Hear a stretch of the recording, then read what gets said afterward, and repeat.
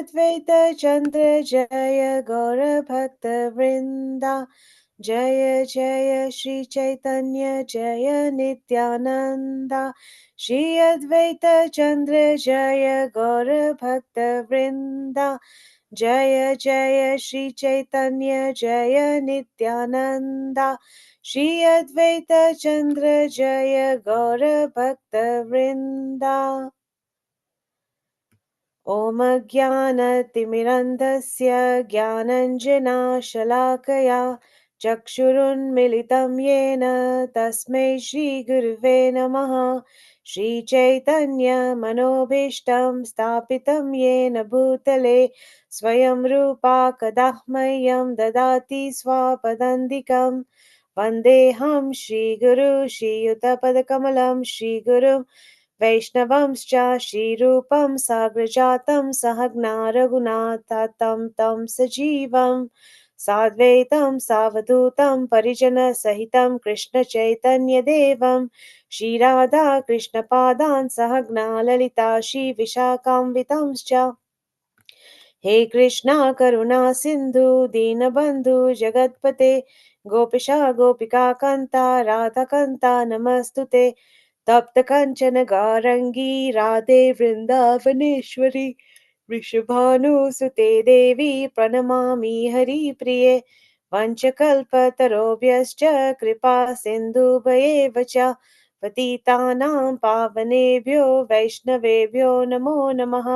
नमः ॐ विष्णुपादाय कृष्णप्रेष्ठाय भूतले श्रीमते भक्तिवेदान्त स्वामी इति नामिने। नमस्ते सरस्वती देवे गौरवाणी प्रचारिणे निर्विशेष शून्यवादी पाश्चात्यादेशतारिणे। जय श्री कृष्ण चैतन्य प्रभु नित्यानंद श्री अद्वैत गदाधर शिवासदि गौर भक्त वृंदा। हरे कृष्णा कृष्ण कृष्णा हरे हरे, हरे रामा राम राम हरे हरे। ॐ नमो भगवते वासुदेवाय। ॐ नमो भगवते वासुदेवाय। ॐ नमो भगवते वासुदेवाय। Okay, Hare Krishna. So Amol Prabhu, is there a lovely kirtan that you would like to start singing for us today? Because you sang so lovely last week. Is there any you would like to do today? Kirtan Mataji. Yeah, is there any kirtan you would like to do? Okay, shall start with a small Kirtan Mataji. Okay, shall I put the words up? Just only Namo Vishnu Padaya and followed by Hare Krishna Mahamantra. Okay, Prabhu. Yeah, okay. Hare Krishna.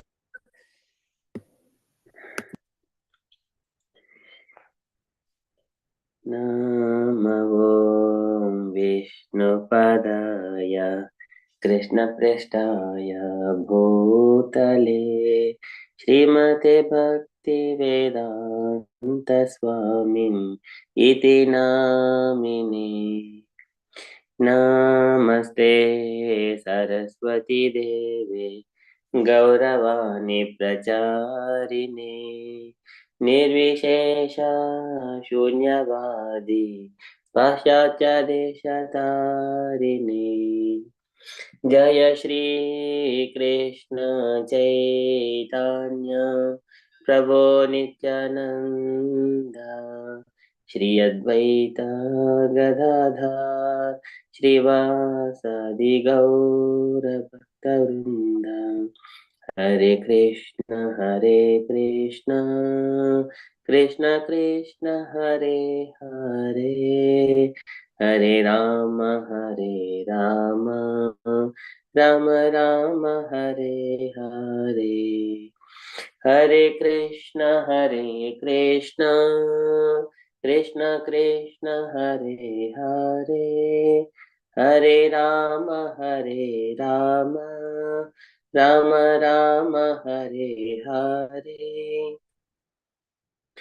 Hare Krishna, Hare Krishna, Krishna Krishna, Hare Hare, Hare Rama, Hare Rama, Rama Rama, Hare Hare, Hare Krishna, Hare Krishna, Krishna Krishna, Hare Hare, Hare Rama, Hare Rama, Rama Rama, Hare Hare, Hare Krishna, Hare Krishna, Krishna Krishna, Hare Hare, Hare Rama, Hare Rama, Rama Rama, Hare Hare.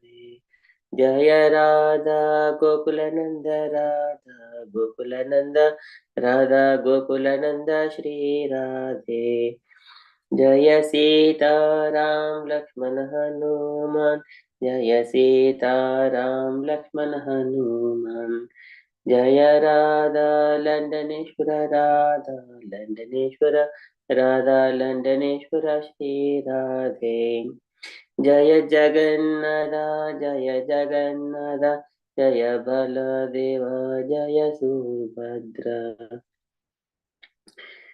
जय गौरनिताय जय गौरनिताय, जय गौरनिताय जय गौरनिताय, जय जय प्रभुपाद प्रभुपाद प्रभुपाद, जय जय प्रभुपाद, जय जय गुरुदेव गुरुदेव गुरुदेव, जय जय गुरुदेव, नित्य गौर हरि बोल, हरि बोल, हरि बोल, नित्य गौर हरि बोल. हरे Krishna.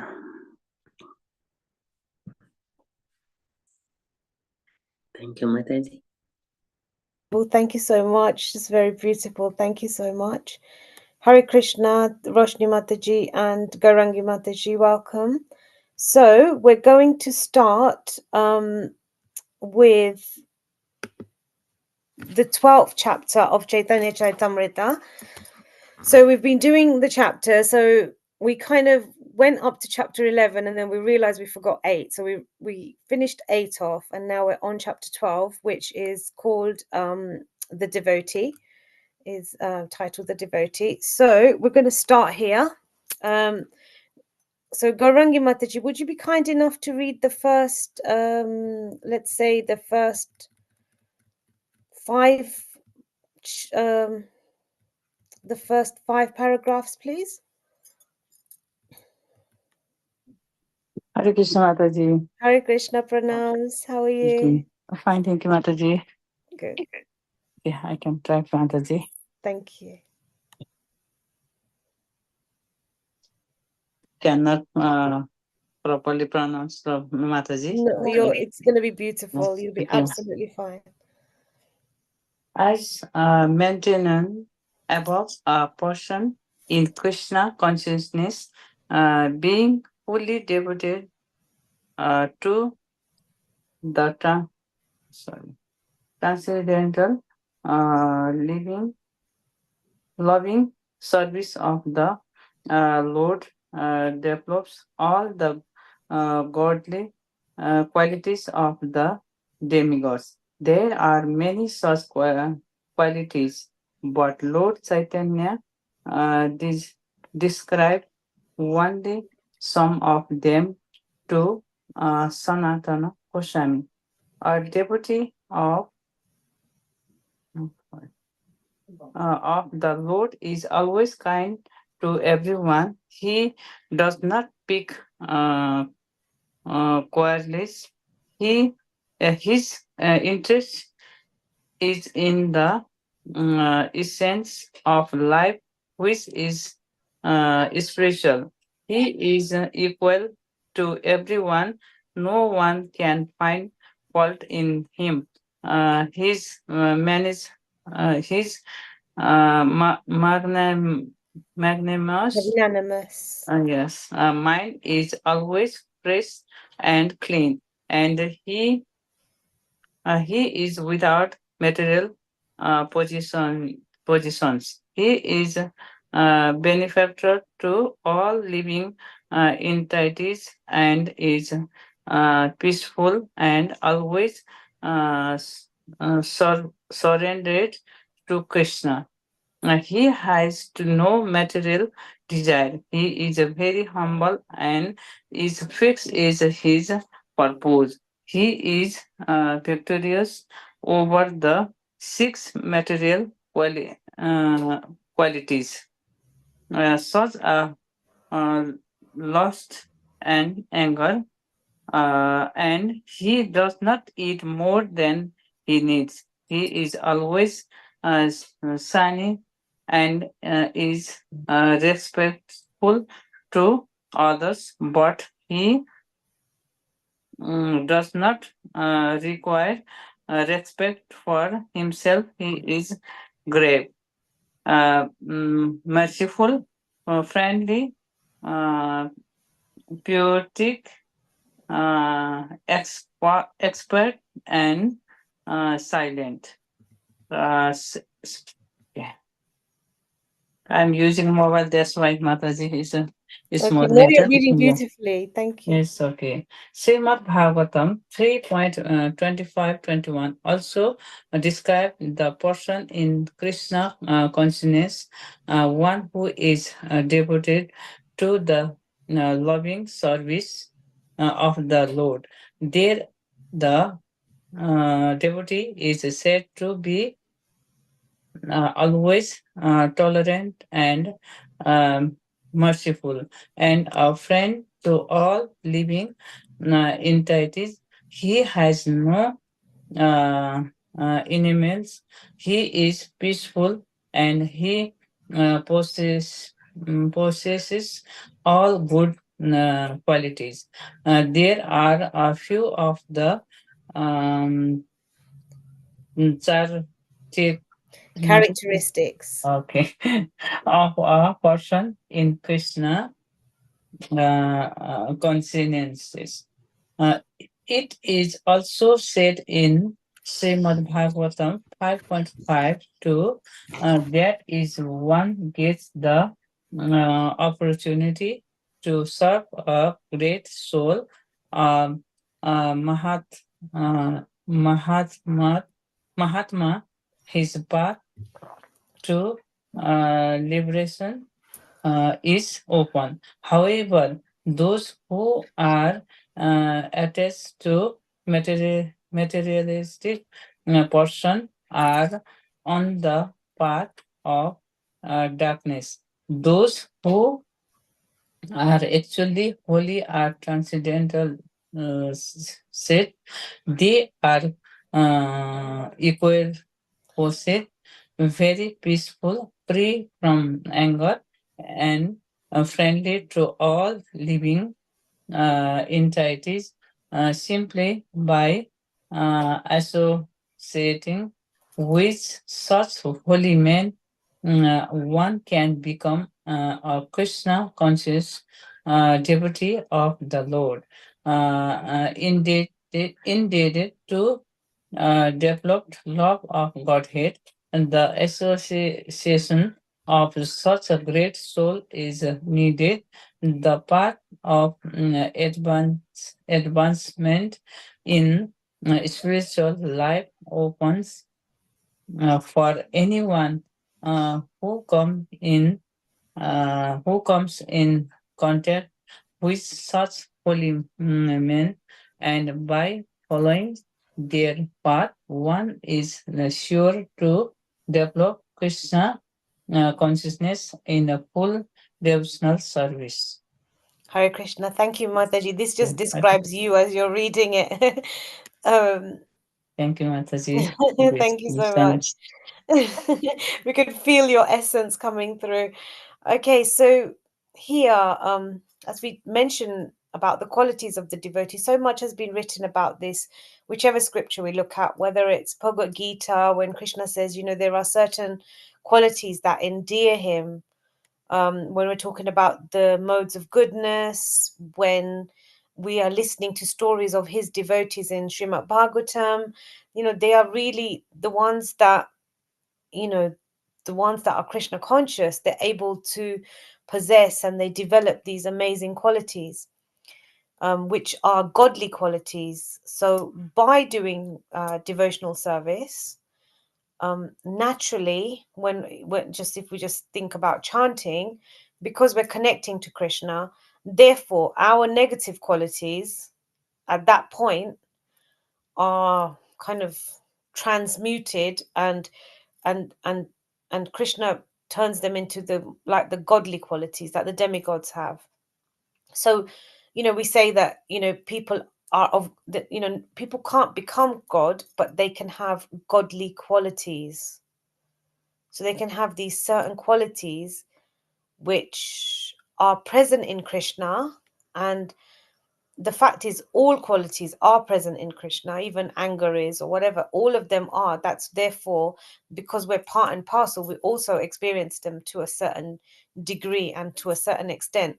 But when the deeper we go into this, and especially if you meet people that are very on a sweet platform, especially Rajvasis, they're dripping in godly qualities. They're very, very dripping in them. Some, we can't even understand and comprehend that level. But when we're chanting and when we're doing service, we naturally develop qualities that, so we get rid of, or our negative qualities are transformed into these godly qualities. So so that kind of transformation happens. So when we're talking about anartha nivriti, the different stages where we're doing bhajana kriya, during these phases, then our qualities, especially during those phases, anartha nivriti, things that you don't even think you have, especially those, the little prides and the little thinking we're better, all these little things, they're getting transmuted. And then Krishna will really show you a picture. Actually, this is what you're like. Don't become puffed up. And therefore you access that, and therefore you access that part of you which is kind of dark, and then you come, and then that quality then changes once you make an assessment of it, or if you're lucky enough to have someone say to you, okay, you've got this negative quality, or to transform that quality for you so that you can actually see it. So Lord Chaitanya is really describing these to Sanatana Goswami. So obviously, in terms of Srimad Bhagavatam, the qualities of, like, Krishna's devotees that we see, they're obviously in a much more transcendental. They're already, they're nitya, they're nitya devotees of Krishna. They're eternal devotees of Krishna. So we can see them. Like, if we just use like Kunti Maharani as an example here, so the devotee of the Lord is kind to everyone, does not pick quarrels. So it's not, naturally their quality isn't like, someone like me who's always going to, like, not to start a quarrel, but I'm going to question something or whatever. Their quality is different. They're always just thinking on a very kind of deeper, more subtle level, and they're always in Krishna consciousness. His interest in this essence of life, which is spiritual, so they're equal to everybody, and no one can find fault with them. So obviously in Bhagavad Gita, Krishna says that, certain sages, they will see a cow, a lump of stone, a diamond, gold, all with the same equal eye. They won't find fault in them.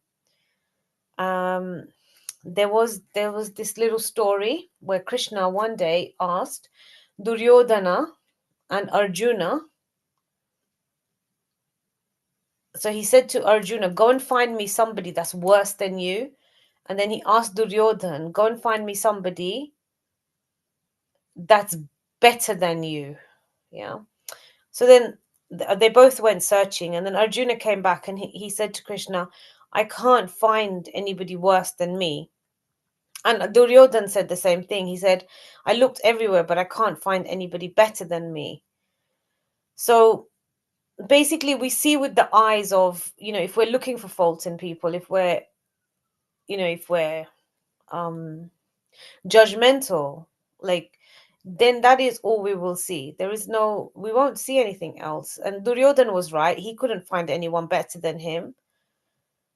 In his way, he was right, because he just thought there was nobody better than him. And Arjuna just saw his own faults. He didn't see anybody else's faults. So it just really goes to show their character, and the fact that, this fault finding, even when we chant, we say we don't use our forefinger, because this is one of the biggest Vaishnava aparadhs that we can do. So especially in the association of devotees, is to find fault with them, even if it's a little bit of fault, because the fault actually, if somebody is authorized to find fault, then that's one thing. Like, you have to have a relationship with somebody to actually fault find. So normally we will see husband and wife, they will pick at each other's anarthas, or we will see that the parent and the parent is able to pick at the anartha of the child, or we'll see the spiritual master and the disciple. So that's an authorized relationship, whereby that's fine. But to find fault in others, especially if it's a Vaishnava, that's not great. If we're telling the truth, I was at school today, this one little child said, she was saying something about someone, and I was trying to say to her, I was trying to correct her, and she said, Miss, I, I'm not being negative. She said, I'm not being negative, I'm just telling the truth. And I think if we're just saying something as matter of fact, that's probably not fault finding. But if we're saying something, if we're actually looking for little things, like we hear it, especially in the little clicks and things we have, sometimes we might even think it, even though we might subconsciously think, no, I'm past this. But actually, if there is a fault finding mentality, it will be there, and it's something that we really need to work on, and not, because that fault finding is coming from it's like that saying, isn't it? If you can see the fault, then you've got that fault in you. So it's something that we should really bar against, because it does hinder our devotional service to the Lord. It's not something that he particularly likes. And his magnanimous mind is always fresh and clean. So we have to have a fresh and clean mind. Like, we're not, every interaction, we shouldn't judge it on the basis of like a previous interaction, or a samskara that we might have. It should always come from a place of being present and being neutral. And therefore, that, so we could have, the more Krishna conscious we get, the clearer and the cleaner our interactions will become, because we're seeing people from a different lens. So even if, say, for example, you have, like, there's someone you don't like for a really long time, and then as we become more Krishna conscious, that as we start wiping away some of that dirt, then we're able to see and we're able to interact with someone in a completely different way. And as long as, I mean, obviously some people won't have that clean slate, but the cleaner our slate is, the easier it is to see through what is going on. So it's really important that we keep our mind clean and fresh, and obviously that comes through chanting, and also eating prasadam, and maintaining external cleanliness equally as much as internal. And he's without material possession. So obviously Chaitanya Mahaprabhu, he didn't even like the fact that, I think it was Rupa Goswami, he still had a shawl on that was part of his material life. So when we actually take up to very deep level spiritual life, we will see that, people will change their clothes. We'll see brahmacharis, they will take on the saffron cloth. Sannyasis, we'll see, the cloth, it changes. So when we're in when we're in the sort of, when we're more focused on the material and when we're switching to the spiritual, and especially if we go all in, there is naturally, and this is a very high level, it's that like a renunciant level, is that they just literally go into spiritual life with like 1 or 2 pairs of clothes. So these people live very minimalistically. If you speak to brahmachari, especially in India, they have no more than like 2, 3, pairs of their kurta, pajama, whatever they call the dhoti. They have very few possessions. I know one of my godbrothers actually says to me that, when we go there with our 30 million suitcases, he's like, this is too much. You need to minimize. And he said that these material possessions, they keep us attached to the material world. And I can understand that, like, even so, like, I have an obsession with clothes. So I have lots and lots of different clothes. But again, that is just material possession. Instead of taking all the wants that we want, we just take what we need for our, if we need a certain, if we need a couple of clothes for work, a couple of clothes for, devotion, a couple of so we don't need we don't need loads of everything. We just need to make sure that we keep ourselves minimal, because the more we accumulate, the harder it is for us to again to detach from things. So especially if you say you've got loads of properties, um or just talk about clothes, where are your clothes going to, you have an attachment to them. Your clothes are there, your this is there, you have an attachment to it. It's part of your, it's part of what you have.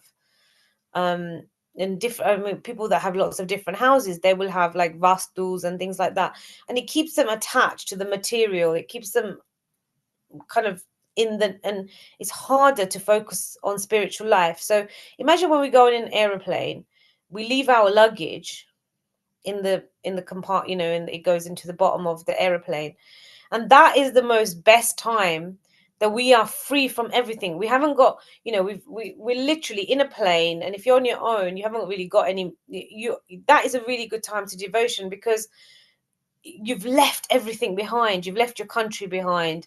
You've left all your family behind. Your clothes are in the, in the compartment downstairs somewhere, in the luggage area of the plane. So you're kind of free until you kind of reach your destination, and then you have to go and pick up your luggage again. So the more free we are, like in terms of, especially like I say, sannyasi. So Chaitanya Mahaprabhu traveled with very, minimal amounts of material possessions, and he expected that when people take up to spiritual life, then we start reducing the material possessions that we do have, so that it makes our spiritual life easier. Like if you're always worried about, I'm always tugging around a suitcase, or I'm always tugging around this and that, then it doesn't leave us to be very free. It clogs up our brains and our minds. So that's why I think, especially in the terms of, I think Rupa Goswami, he actually said when he had a shawl on that was given to him by one of his materialistic job people, he Chaitanya Mahaprabhu he just kind of looked at him in that way, that that Rupa Goswami understood, like, this shawl is not necessary. It's like when a woman gets married and she has her clothes from her parents' house, but then she goes to her husband's house and then they give her a new set of clothes. Or it's because it's like a transition from one thing to another thing. It's like we're having an identity change. So especially when people take initiation, when the different ceremonies are taking place, Brahminical initiation, or any other initiation that's kind of deeper, sannyas initiation, then the material possessions naturally are things that we give up. So it's Bhishma Panchak, we're always like, we're thinking of, things to give up and increase our austerities. So obviously those people that take brahmacharya, they definitely will, their clothes, obviously they wear saffron, then they're minimalistic, because that, again, is those things keep us from that deep focus and that deep devotion, because it's always there. He's a benefactor to all living entities, and is peaceful and always surrendered to Krishna. So this level of peace, like, we can't reach transcendence without peace. We need shanti. Like a lot of the mantras, again, they're aimed at giving somebody internal peace so that they can be peaceful within, and therefore their outer dealings are at a level of peace. And to be in a peaceful situation, again, that requires the mercy of the Lord. But also, there's certain foods we can eat that will keep us in more of a peaceful state. Obviously, a lot of Kartik austerities are going on, so people would have given up certain types of food, and which all lead to a clearer consciousness, and less aggression, less mode of passion, less ignorance, and being in a peaceful state is the platform that we need to get to before we can become transcendental. Because when you see people that are very spiritually advanced, they're very, very deeply they're at peace within themselves, and they radiate peace as well. And everything else is on top of that, their ability to enter the Leela, or their ability to connect with the scriptures, that it's a platform to allow them to do that. And of course, to always be surrendered to Krishna. So being surrendered to Krishna. So if we talk about Sharanagati, just the term surrender, it means that we act as an instrument for Krishna. Like we it's like reporting to someone and saying, look, Krishna, just use me as your instrument in the way you want me to use me. Like, we're here so we can support everybody within their Krishna consciousness, and we support them in the way Krishna wants. Sometimes he might want you to be mean to someone, or he might want you to argue with somebody, or whatever it is. But as long as we know that part of us, or he might want us to correct somebody, or he might want us to as long as we know that that is coming from Krishna, not from us. And obviously, when we connect to Krishna, normally we're only going to act in a way which is beneficial. Mainly for that reason is when we connect to Krishna, he's full of good qualities which he gives us. But he also says in Bhagavad Gita, he's, for thieves, he's the silence. He's all of those things. He's the thief. He's the this. He's the that. And if somebody does pray to him and say, well, look, I want to be a thief, he might actually accept their desire. So it's really important that we're connected to Krishna in a favorable way, which is what it says in scripture, like in Nectar of Instruction, Nectar of Devotion, that we engage with Krishna favorably with the intention of having those good qualities, humility, pridelessness, not fault finding, all these good qualities, peacefulness, and those qualities that he mentions in Bhagavad Gita to Arjuna, that the transcendental qualities, that's what we endeavor for.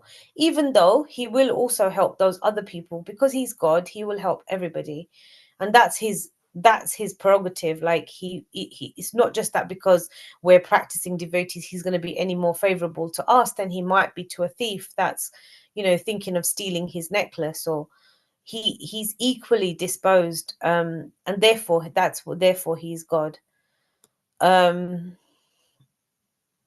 And so when we're surrendered to him, it's that we act in a favorable way to Krishna, and not go the other way. He has no material desires, so obviously he just doesn't have, it's just the material desires either have been exhausted, or the fact that once the good, once we're reaching those high spiritual levels, the material desires don't really mean anything, because, you know, if you're hitting Satchitananda and those kind of high level of states of being, then material is not really going to satisfy you after that anyway. So it should naturally go away, the material desires. But if it doesn't go away,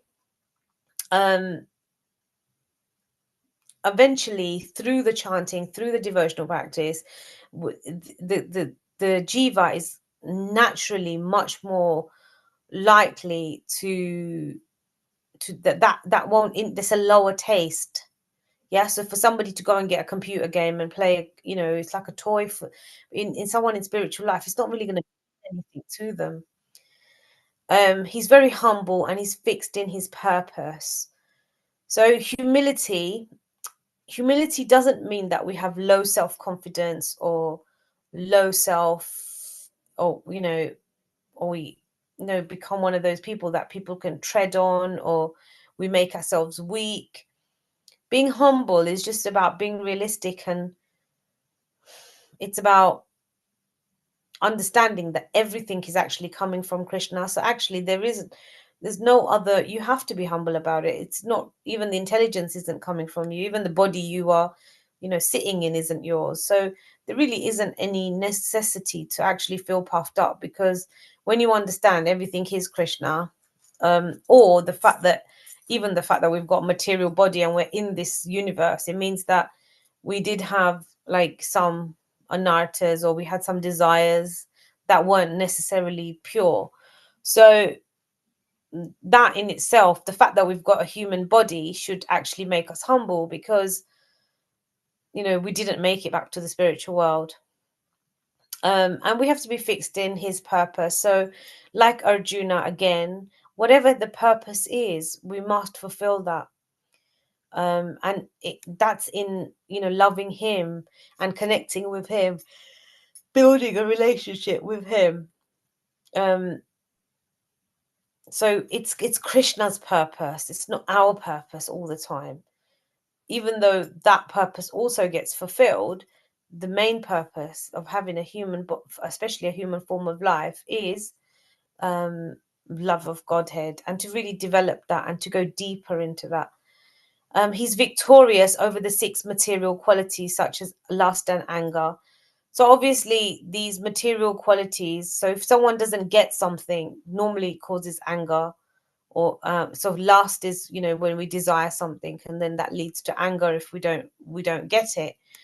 Anger can also come about because of things like loss. If we've had so much loss in our life, we can sometimes become very angry. But then there's also something such as spiritual anger and lust.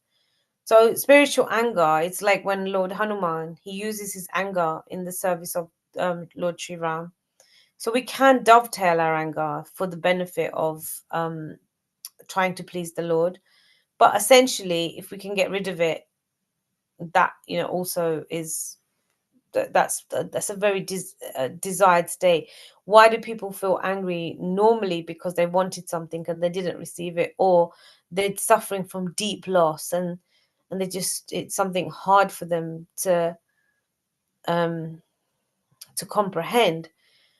And therefore the anger, all the love gets kind of stored behind, and the anger comes out in the middle. And normally those people need a lot of support and a lot of care. And lust is enjoying without Krishna. So when we put Krishna in the center of things, then there is, the lust will naturally go away, because Krishna is in the center. He does not eat more than he needs. So obviously, again, this goes back to nectar of instruction, when Krishna says, you know, the person should be able to, anybody who can control their tongue, their genitals, and basically their stomach, is eligible to be a spiritual master. So we don't eat more than we need. So Ayurvedically, it said that we should fill, of our belly, we should have a half fill the belly with food, quarter with water, and then we leave a quarter free for the digestion to take place. So there are rules and habits about how we should eat. And obviously not to take more. There was something I read, like, you know, even the fact that we have 3 meals, So we can have it in shorter spaces, but we need to be mindful of, everybody has a different dosha, everyone has a different Ayurvedic constitution. So we need to make sure we're eating just what's right for us. And again, that links to the Isha Vyasha principle of only take what is in our quota, and otherwise there will be other people that don't have their quota. And therefore that would explain starvation in the world. Like certain parts of the world, they have more food and they're even throwing it away, whereas you have some countries where people are just going hungry and they're starving, and it's because of this greed. He's always sane and respectful to others, but he does not require respect for himself. So when we think of Vaishnavas, they're generally very respectful to others. They don't expect any respect for themselves. That even if it comes, it comes. If it doesn't come, it doesn't. It's not something they really think about. But they will be nice to others, mainly for the sake that they know that the other person also has Krishna inside them. So they're being respectful to the Krishna inside them, and because they know that every single living entity is part and parcel of Krishna. And if we just keep that line at the front of everything, then we can understand that actually, if we understand Krishna is in every single living entity, then naturally there is no other, and this isn't easy, especially when you join, it's not easy, but if we just remember every single person has Krishna inside them, and we just respect them for that reason, and the fact that the other, the jiva is practicing to be a devotee. If we know them to be a devotee, if we don't know them to be a devotee, there's going to be a time in their life there will be a devotee. So must ensure that we're respectful to all others, by following the social norms and etiquettes of situations of when we're in temples or even outside, that we follow that. He's grave, merciful, friendly, poetic. So we're talking about the 26 qualities of a devotee. He's grave. So he's the word grave, I cannot think of a synonym for it, but grave is kind of like staunch. They're fixed. They don't talk too much. They're just focused. Not so emotive. They're also merciful, so things might go wrong, but they'll always have mercy for others. They're friendly, they're poetic, they're able to speak nicely, and they're expert, and as they're good at doing things. They're good at doing lots of different things. But the main thing here, like I know Amol Prabhu talks about it so much, is that they're silent. So again, that is a very, very excellent quality, and it's totally against material life. Like in material life, it's about how much you can talk, or how much you can argue something, or how much you can do something. So that's the material. But in spiritual, it's about the silence. And if you are going to open your mouth, make sure it's just to praise the Lord. You're going to sing praises of him, or you're going to discuss about him, etc. So silence again is very it's very important, in ensuring that we are further, the more purified we become, the silent we become, because they see things from a different angle then, and they just become very silent. Okay, and Srimad Bhagavatam also describes the person in Krishna consciousness who is devoted to the loving service of the Lord. So to be a Krishna conscious person, we have to do service for the Lord. We hear about this all the time. If you love someone, anyone in the material world, what are you going to do? You're going to serve them.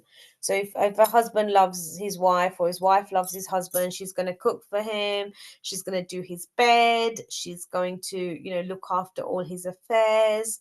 If a mother loves a child, the mother's going to make sure the child's got enough food, that, they're nourished, they're looked after. And in the same way, we're not supposed to, but we should be developing a relationship with Krishna. And that is part of becoming, we have to be devoted in loving service. So service should be done. Service should be done with a very good disposition.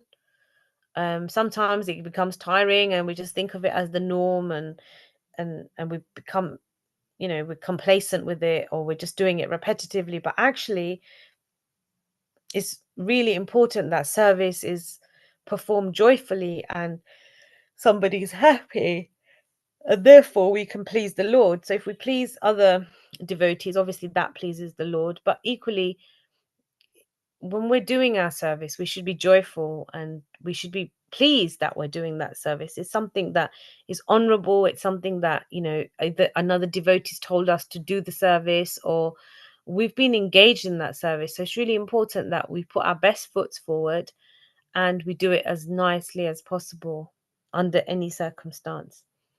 So there are devotees, is said to always be tolerant and merciful. So tolerant, whatever, if when Chaitanya Mahaprabhu talks about this, so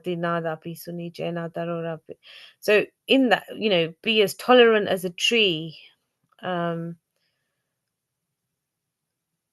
it's about withstanding all the things that are coming to us.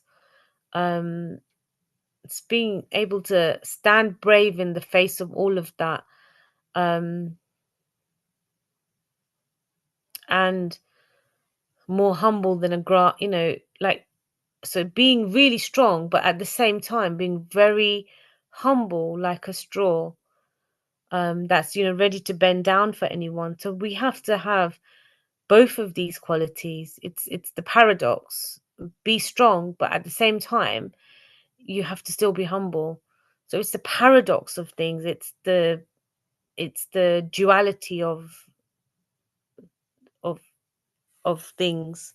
So when the circumstances that we have to be strong and tolerant like a tree, like say the Pandavas were, that's what they did.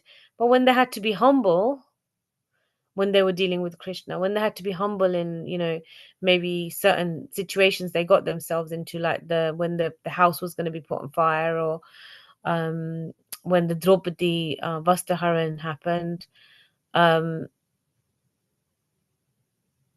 there was the actions showed that one person in one situation can be tolerant, but in another situation the need of the hour is to be very humble. And we have to be able to demonstrate both of those within ourselves, within the right situation.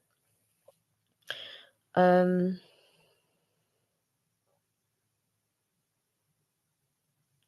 a friend to live, this is again from Bhagavad Gita, is a friend to live to all living entities. He has no enemies. He's peaceful and he possesses all good qualities. These are the few characteristics of a person in Krishna consciousness. So again, coming from the 26 qualities of a devotee, coming from Bhagavad Gita, this isn't as well. We don't want to make enemies with anybody, because we know Krishna is part of them. And when we just realize that one point, then there is no enmity that can arise, because that person is always peaceful. It's like, okay, that's fine. And he possesses all good qualities. Again, we come to this, how do we get the good qualities? It's from Krishna, it's through Krishna. And we must try to possess those good qualities. These are some of the few characteristics of a person in Krishna consciousness. So as our Krishna consciousness develops, these qualities are something that should just happen very, very naturally.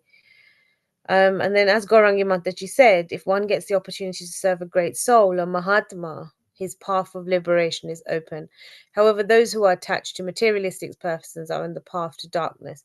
So again, this is like specifically saying that it should be the Mahatma that we should attach to.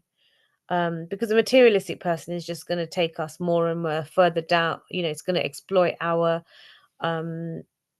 anarthas even more and more. So, but if we take shelter of someone that is great, and then that person can pull us out, and it literally is like, even if you felt the internal effect, the it's the the it's the it's the ability to choose right over wrong. So there's an analogy that we all have a wolf sitting inside us, but the one that grows is the one that we feed. So if we feed the horrible uh, the horrible wolf, then the horrible things will come out. But if we feed the good wolf, then the good qualities will come out. So that's just an analogy, but the more we connect to Krishna, the more our good qualities are becoming manifest. And if they're not becoming manifest, it's only because you're being triggered by somebody that is bringing up an anartha. But apart from that, it should always be that we get to a place where we're pleasant.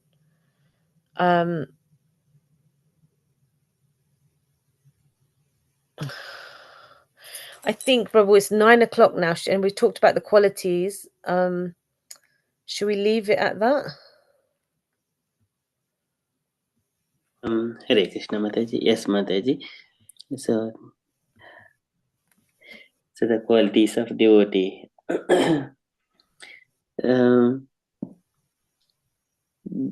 How do we, just a questions, Mataji. Yeah. So you were mentioning about Krishna says to Duryodhana and Arjuna. So could you please give me the reference where I can find that one? Someone told me it.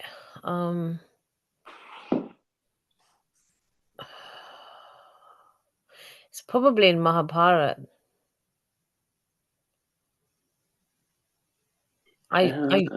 Yeah. I have checked this one. I have read Mahabharata. It's not in there. It's not in there. I don't see that particular word. Mahabharata retold by Krishna Dharma in the Veda base. It is not there. Yeah, I think someone told me it. I think it was during the time, like. I think yes. Maybe instead of Arjuna, it may be the Yudhishthira. I think in that story. Might have been Yudhishthira. I think it was. Let me find it, and then I'll get back to you with a reference for that. Yeah, sure. Thank you, Because I Mataji. 100% I've seen it. Even recently I've read that. Even if I read it or I've seen it or something. But that, because I remember that the analogy of that Duryodhan couldn't find anybody better than him, and Arjuna couldn't find anybody worse than him, because they did that self-reflection inside, and they were both right. In accordance to their level of consciousness. I think that's what this, when I was reading it, I think I read it in this book called something obstacles on the path of devotion or something like that. Yeah, I think I read it in this particular book called,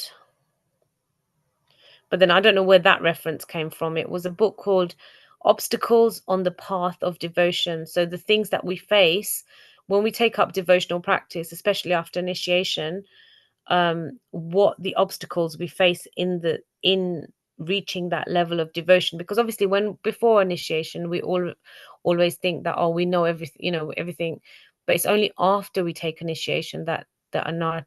And I think there's a book, someone wrote it, I think it's one of Srila Prabhupada's disciples, and when I was reading that book, I think I saw that in there. So I'm not sure quite where the reference came from, but I do remember specifically reading it. Yeah, sure, Mataji. And I think the book is called Obstacles on the Path of Devotion, and it's written by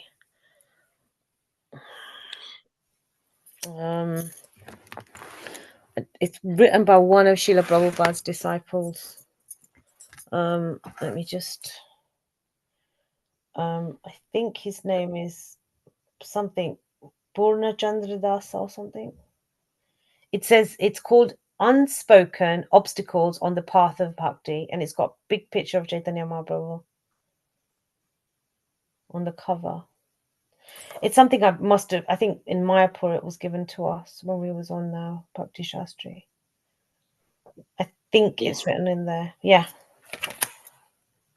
Sure, Mataji, thank you. And so there is one statement. To develop the love of God, the association of such great souls is needed. Could you please elaborate, Mataji, how it could be possible? Yeah. So it's really important that we follow in the footsteps of people that already have love of Godhead. So initially, I think everybody starts off, I think even as a child, like if you're born in Sanatani families or, depending on the level you're at, there's always going to be a level of affection for Krishna. And there's like going to be a natural love that we all kind of possess because we all know Krishna.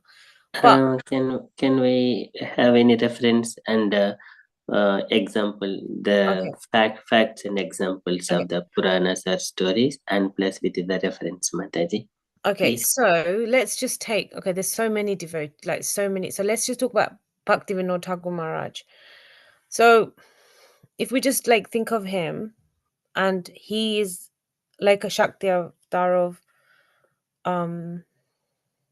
he's very, he's one of, he's like the seventh Goswami, and he is a devotee of the Lord. So when we read, say, like Jaiva Dharma, or when we read Sharnagati, when we associate Narottama Das Thakur Maharaj, when we associate these are, or Srila Prabhupada, I mean, when we associate, that's why we need the love. So if we was to read like every purport of Srimad Bhagavatam, if we can see anything, if we can see Srila Prabhupada's love towards Krishna, which is in every single purport, it's dripping in love for Krishna.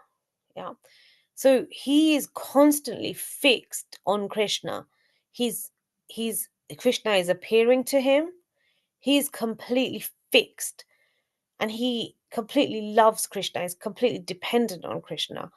And in the same way, Bhaktivinoda Thakur Maharaj, he's completely connected. So his loving devotional service, Bhaktisiddhanta Saraswati Thakur Maharaj, he,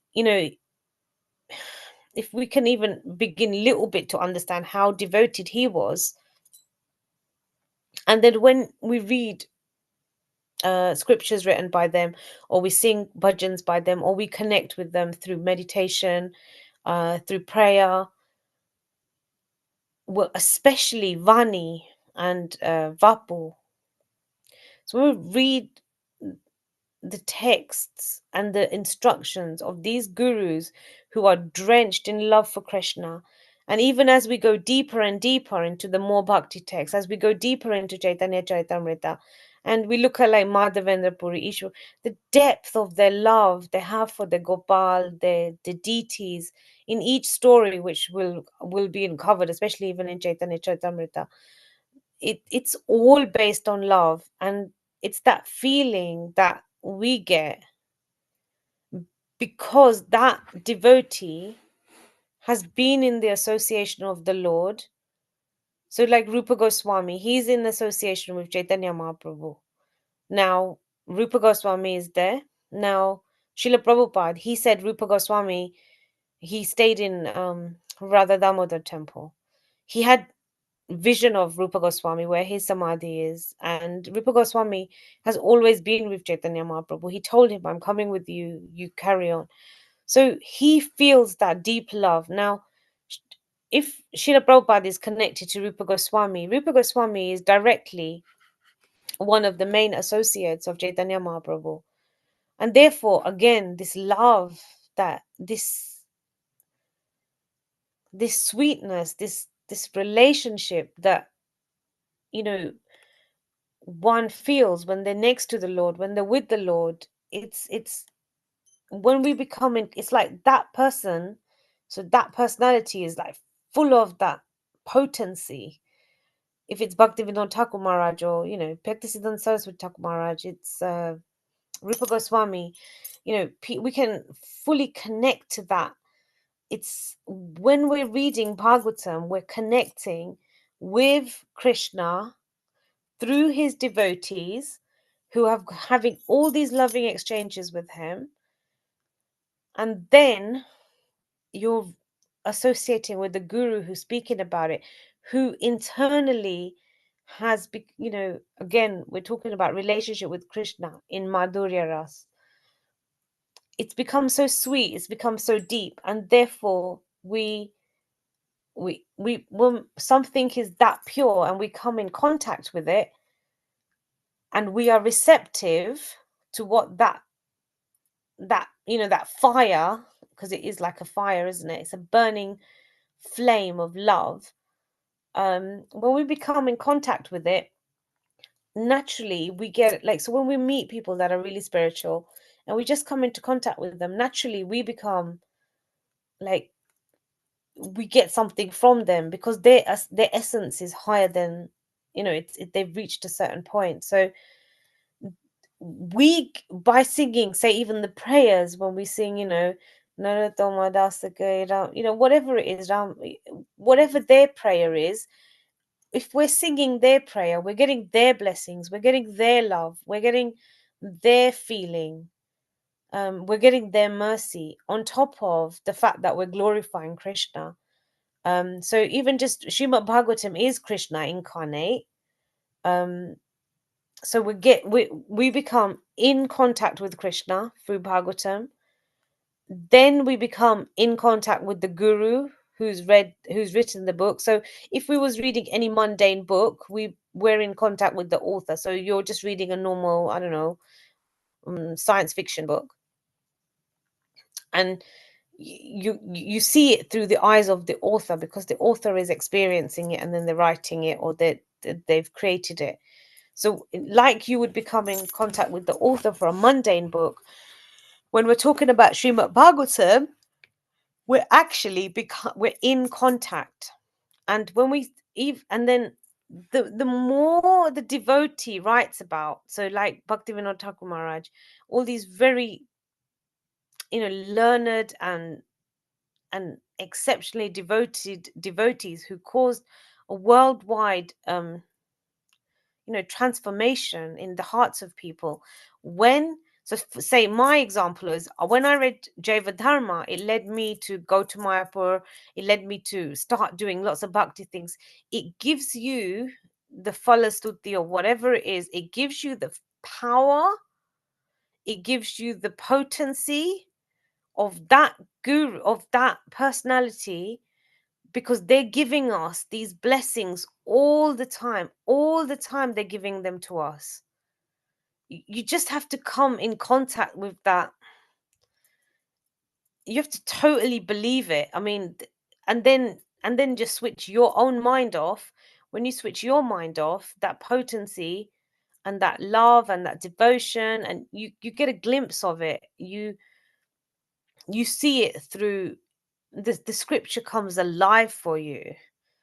And that's the potency of scripture, because they have so much love, and because they're very, it's like when, you know, someone recites the Ramayana, certain purities happen, because it's the potency of the author. So if it's Valmiki, it's the potency of that author, but also it's speaking about the glories of the Lord. So when we say Vyasadeva, until he wrote about Krishna as instructed by Narad Muni, he wasn't happy, he's not satisfied.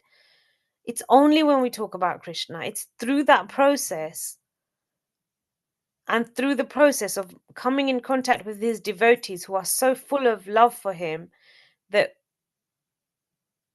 like bhakti adds bhakti, isn't it? Like, if imagine we have, like, I don't know, I have, like, I don't know, a husband, and he's my husband, so I'm never going to say to anybody else, oh, you know, you like my husband, and you like my husband, and you like my husband. I'm never going to say that, because that's one relationship. But with Krishna, when you have Krishna, you can bring other people to Krishna. Oh, look, this is Krishna. Oh, look, this is Krishna. Because Krishna doesn't, just because I have Krishna doesn't mean nobody else can have Krishna, because Krishna isn't like that.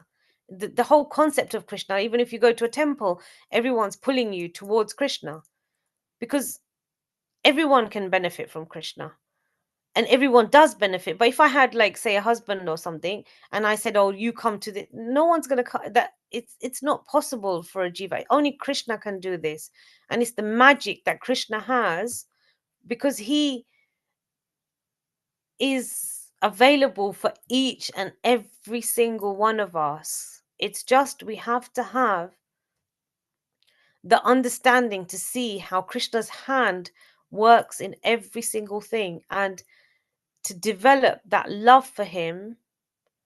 It just happens naturally, so we can follow in the footsteps of um acharyas like Bhaktivinoda Thakur Maharaj or Srila Prabhupada or Bhaktisiddhanta Saraswati Thakur Maharaj. I mean, that level is obviously is very high. But what is Srila Prabhupada saying? Everyone can do it. Everybody's saying that they just keep sharing it and sharing it and sharing it, because that process in itself, you don't even, sometimes you can just, like, we're just an instrument. Sometimes, uh, like, you just come in contact with a devotee. Normally, your life starts transforming. So you imagine, when, if someone's got a spiritual master, they come in contact with the spiritual master, and then everything, their life starts changing, because you've come into contact with something that's purer. And then it's like, when, imagine, like, there's a fire, and then you stand next to the fire, you're going to burn. You're also going to be part of that fire. And that's how it is. Like, it's one light lamp lighting another light, lighting another light, because we all have Krishna consciousness inside us. So when we're chanting, that will affect, say, somebody that's not chanting. Just naturally being in that person's association, everything around them starts to change. And you could see it. Like, it's not something, imagine your life before you chanted, and things that your situations around you were different to when you start chanting, and those other people are also getting the benefit, because the holy name is so powerful.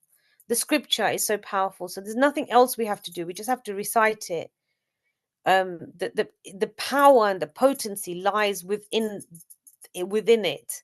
It's all Krishna's name. So we're not necessarily doing anything, but in terms of devotion, we can follow in the footsteps of, or if we come in contact, when we read about these specific, and we read about their leelas, their pastimes. If we read about Madhavendra Puri, his pastimes, then we become connected to that aspect of, we can relish that aspect of his relationship with Chaitanya Mahaprabhu, and Gopal, and because we're seeing it through that personality's eyes. And in the same way, we all have a specific relationship with Krishna, which is different from any other person.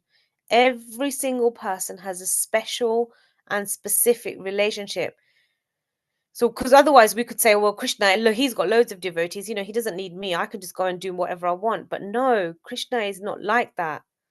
He wants a relationship with each and every single soul, because it's part and parcel of him. And it's through the potency, through bringing these very elevated souls into our life, that it sparks off. It's like we already have the flame inside us. Like the saying goes, the flame is there. We just got to fan it. We just got to increase it and increase it. And when someone powerful and potent comes along, like Srila Prabhupada, that everybody's dormant love for Krishna is still sitting there, because obviously we're part and parcel of him. We can't essentially forget him. But someone like that comes along and they tell you about Krishna, and then it makes that flame bigger, because that person's flame is so big that it's just a normal, natural. If something is bigger than you, it's going to swamp you. It's, if you've got an elephant and you've got an ant, the elephant is going to swamp the ant. And in the same way, if you've got someone that's spiritually powerful, spiritually potent, and then you come in contact with something that's, it's a bit, it's forgotten or whatever, because the power of that potency is so big, and that little person is receptive to receiving, then they're getting all of that potency. And therefore, like we always say, Narad Muni, if we look back at the scripture, Narad Muni, because he's a devotee of the Lord, he appears in the light, in the to Vyasadev, to Narad, to Prahlad, to to any, Nalakuvera, Manigriva, Parikshit Maharaj, to Prahlad, to Dhruv Maharaj. He's actually the spiritual master, because he's in contact, he's fired up, he knows exactly what devotional service is about. Therefore, when anyone comes into contact with him, they naturally they experience the Lord, and they also they're able to build that relationship with the Lord into a deeper level. And their bhakti, because of, say, Narad Muni's potency of how deep his bhakti is, he's able to shower that same grace onto these other personalities, and as we see, they go on to become amazing devotees of the Lord, because they met another huge devotee of the Lord. So if you meet a devotee of the Lord that is bigger than you, like, obviously completely pray that you can just advance in your devotion, and that they give you mercy. Because when we become in contact with something, so say for example, I'm a teacher at school or whatever, if the students come in contact with me, there's a certain element of material knowledge I know, so I can impart that knowledge, whether it's through books or whatever, or through the teaching, through the learning, because they come in contact with me. They're able to do that. In the same way, for a spiritual teacher, if you come into contact with someone that's spiritually potent, spiritually powerful, then their bhakti, you gain it, you get part of it, you get access to it. And so whenever we read scripture, we're coming into direct contact with a devotee of the Lord, with the author, and with Krishna himself. So the potency, that's why there's so much. Srila Prabhupada says, read my books, because the potency lies in, obviously, chanting, which is the main thing, but also in his scriptures, because it's like, if we don't have any association, the main association and the only association really we need is Srila Prabhupada, because he's a spiritual guru. He's here to, he's Jagat Guru. He's here to take us back to the spiritual world. And, he's left these scriptures for us to relate back to Krishna and to make our way back. So we get the Shakti, we get the blessings, we get the potency of the Bhakt. So therefore we get their love, and that's why we find that, if I spent a day in the temple yesterday, then today my devotional life is okay, but then by the time the material takes over, then it becomes a little bit less, until the next time I go to the temple, or the next time I pick up a Srila Prabhupada book, or the next time I talk to a devotee. Then you get the association of that devotee. And so it could be from just general everyday devotees that we meet, it could be through the scriptures, because everything is connected to Krishna. and the more potent, the more clearer, the more, like Bhaktisiddhanta Saraswati Thakur Maharaj, he's, you know, how spiritually powerful he is. And he's Srila Prabhupada's Guru Maharaj, and you know, Srila Prabhupada said, my Guru is always with me. He said, if in a Nectar of Devotion, he said, Rupa Goswami, he was, you know, he said he saw him when he was writing in Radha Damodar temple. He said that he's completely in connection with Rupa Goswami. So everything Srila Prabhupada said he did is because on the instruction of Guru. And that's how powerful it is, that it gives you the devotion, it gives you the love that we're seeking from Krishna, but also we're coming in direct contact, just because maybe some people can physically see, some people can't physically see, but we are actually, through the eyes of Shastra, through the eyes of Guru, through the eyes of other, you know, more elevated devotees, and through Krishna's pure mercy to make himself known to us as an individual, or through the lens of these other devotees, we can see their love for him. All these stories in Bhagavatam is nothing but a love letter from Krishna, but also a love letter to Krishna from all these devotees. It's the loving interactions that take place in each of these stories, in each of these pastimes. And even if we read, like, I don't know, Jad Bharat's story, or whoever's story we read, Indra's story, or whatever we read, there is a level of connection that personality has with Krishna, and we can associate with those within that, and therefore that will deepen our connection to Krishna. I hope that makes sense. Thank you so much, Mataji. Very nice explanation. Hare Krishna. Hare Krishna. Okay, are there any other questions? Asha Mataji, Garangi Mataji.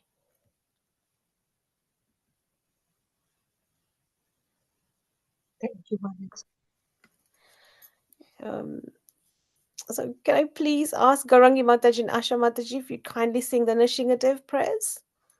And before we move to the Nrsimha prayers, can we all request unmute and do 3 loud Haribols to Radha Sevaka Mataji?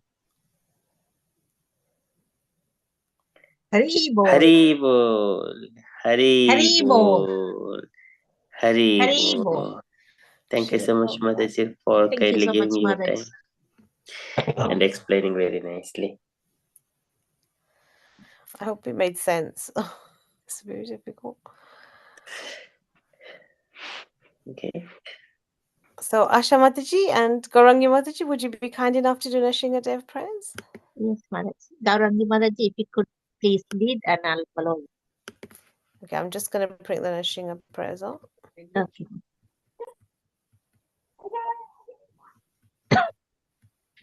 Hare Krishna Mataji. Okay. Yeah. There we go. Okay. Hare Krishna, everyone. Hare Krishna. Namaste Narasimhaya. Namaste Narasimhaya. Namaste Narasimhaya. Namaste Narasimhaya. Pralada Lada Daine. Prakalada Lada Daine. Pralada Lada Daine. Prakalada Lada Daine. हिरण्यकाशिपूर्वचहाय हिरण्यकशिपूर्वक्षः हिरण्यकाशिपूर्वचहाय हिरण्यकशिपूर्वक्षः Sorry, Mataji. Oh, there we go. Silatankanakalaye Siladanganakalāye Silatankanakalaye Siladanganakalāye Ito nasimo parato nasimo Ito Narasimho Parado Narasimho Ito nasimo parato nasimo Ito Narasimho Parado Narasimho Yato yato yami tato nasimo Yato Yato Yamitato Narasimho Yato yato yami tato nasimo Yato Yato Yamitato Narasimho Bahir nasimo hridaye nasimo Bahir Narasimho Hridaye Narasimho Bahir nasimo hridaye nasimo Bahir Narasimho Hridaye Narasimho Nasingamadim saranam prapade Narasimhamadim Sharanam Prabhati Narsingamadim saranam prapade Narasimhamadim Sharanam Prabhati Tambakara kamala bare nakam Adbhuta Singam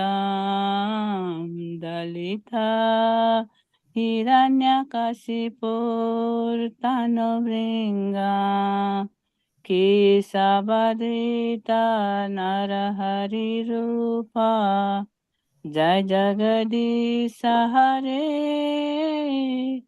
Jai Jagadish Hare Jai Jagadish Hare Tavakara Kamalavare Nakam Adbhuta Sringam Dalida Hiranyakashipu Tanubringam Keshavadrida Narahari Ruba Jai Jagadisa Hare Jai Jagadisa Hare Jai Jagadisa Hare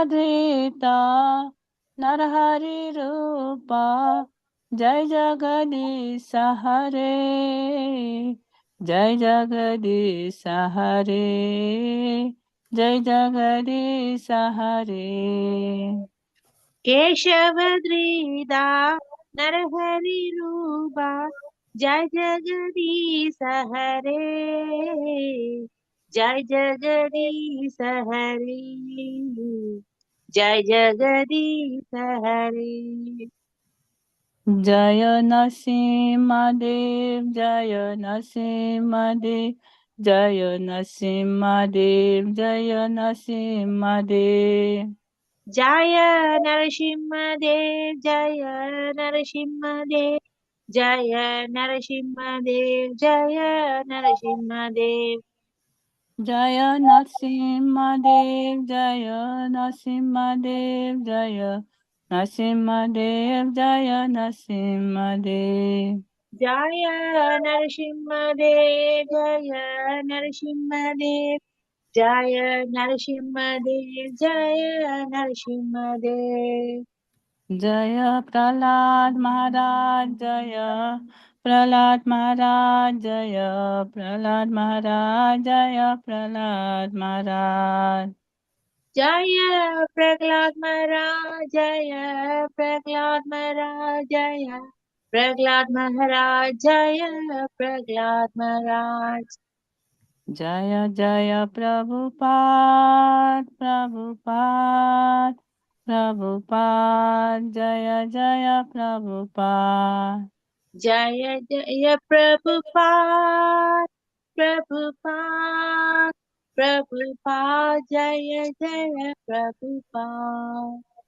Jaya Jaya Gurudev, Gurudev, Gurudev, Jaya Jaya Gurudev.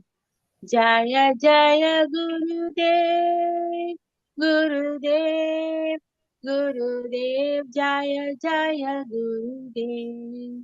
Nitai Gaura Hari Bol, Hari Bol, Hari Bol, Nitai Gaura Hari Bol. Nitai Gaura Hari Bol, Hari Bol, Hari Bol, Nitai Gaura Hari Bol. Shri Narasimhadeva भगवान की Jai. जय। Jai, Prahlad महाराज की Jai. Jai, अनंत कोटि वैष्णव वृंद की Jai. Jai, Srila Prabhupada की Jai. Jai. Shri Gurudev की Jai. जय। निताय गौ प्रेमानंदे Hari Hari Hari Hari Hari. बोल। हरे कृष्ण प्रभु Hare माता Hare जी। Hare. Thank you Krishna. For giving chance माता जी। So Hare beautiful to hear Krishna. you. Like when we were reading, when you was reading today, it was like, oh my God, you are so like this. We have a long way, Mataji, compared to you. Thank you, Mataji, A Prabhuji. very long Then way. Asa Mataji very nicely sing. Mataji, sometime what happened, I can sing properly. Mataji, sorry. Well, you sing very nicely, Mani. Very, very nice. Yeah, Thank you're you, you're Mataji. like an example of deep, like Yeah, you all give to me chance. singing. Then is Very National nice. playing sing Yeah. like 2 years, but cannot sing properly. Always But mistake. Mataji, please keep because we learn so much from you. I mean, I know I learned so much, Okay. especially your qualities. No, Mataji, I'm not quality. Just learning. You all here. That's why I'm learning. Is I got chance, Mataji, Prabhuji. You're an example, you're putting it into practice. That's the difference. Thank you, Mataji. Nice class. Thank you very much, Prabhuji. Hare Hare Krishna. Krishna. Okay, so Vanchakalpatarobhyascha Kripa Sindhu Bhavascha Patitanam Pavanebhyo Vaishnavebhyo Namo Namo Namaha Ananta Namah. Koti Vaishnav Vrinda Ki Jai. Jai. Srila Prabhupada Ki Jai. Jai. Hare Krishna. Correct.